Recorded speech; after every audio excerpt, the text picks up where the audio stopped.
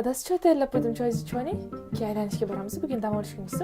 Og'aynim mashinasida benzin tugab, ko'chada qolib ketib qolibdi. Bormasam bo'lmaydi. Bir piyola choy iching. Ладно, я сейчас вам отправлю все документы через Telegram. Adasi yuring, bozorga borib kelamiz. Men Menga kiyim-kechak tanlashib borasiz. dugoningni chaqirganda bemalol aylanib nima kerak bo'lsa o'shani olgan xomma dokumentlarni jo'natib yuborishim kerak hozir. Mayli. Nahotman shunchalik xunuk bo'lsam, erim men bilan ko'chada yurishga uyalarmikin? To'g'rida. Ishdan kelishlariga o'zim unga qarab kutib olmasam, doim ko'chada chiroyli ayollar, qizlarni ko'rsa, meni ko'rib albatta uyaladida. Doim shunaqa bir xilda yursam. Onasi, hali ham tayyor bo'lmadingmi? Ketishimiz kerak-ku. O'zingiz borib kela qoling. Men bormaganim ma'qul. Nima? Farzandli bo'lganimizdan keyin chiroyi ham meni tark etdi. Erkak kishi ayolini doim chiroyli bo'lib yurishini xohlaydi. Bola chaqa bilan bo'lib o'zimga yaxshi qaramayman.